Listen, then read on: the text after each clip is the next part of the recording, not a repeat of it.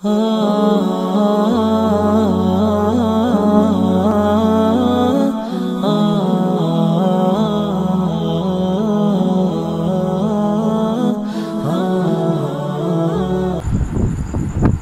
سے کیسے بچ سکتے ہیں؟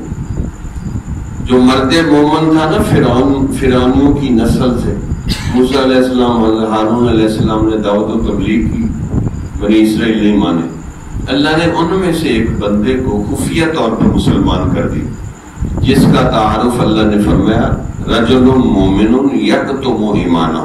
وہ مرد مومن تھا لیکن ایمان اپنا چھپاتا تھا، تو کہ وہ بھی فرعونیوں میں سے تھا۔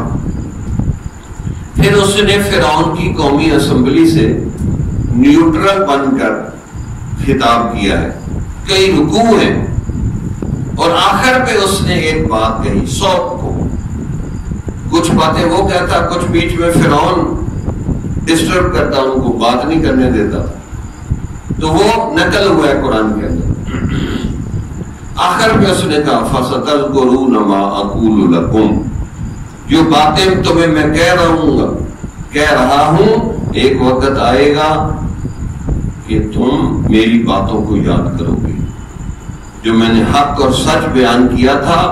تمہیں ایمان کی دعوت دی تھی، ایک وقت آئے گا تم یاد کرو گے۔ وَأُفَوِّضُ أَمْرِي إِلَى اللَّهِ إِنَّ اللَّهَ بَصِيرٌ بِالْعِبَادِ، اور میں نے اپنا سب کچھ اللہ کے سپرد کر دیا، بے شک اللہ بندوں کو دیکھ رہا ہے کون کیا کر رہا ہے۔ وَأُفَوِّضُ أَمْرِي إِلَى اللَّهِ إِنَّ اللَّهَ بَصِيرٌ بِالْعِبَادِ۔ اور آگے عجیب بات،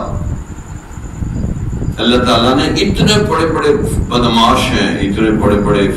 فرعون ہیں، حامان ہیں، اس کے لشکر ہیں بدماشوں کے، تو اللہ تعالیٰ نے آگے کیا فرمایا فَوَقَاهُمُ اللَّهُ سَيِّئَاتِ مَا مَكَرُوا، اللہ تعالیٰ نے فرعونیوں کے مکر و فریب سے اس کو بچا لیا،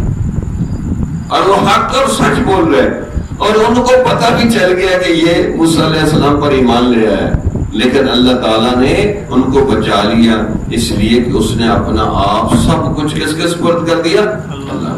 نہ شیطان ان کا کچھ بگاڑ سکا، نہ فرعونی ان کا کچھ بگاڑ سکے۔ اللہ نے ان کو کہا رجل مومن یکتم ایمانہ، تھا مرد مومن لیکن ایمان چھپاتا تھا،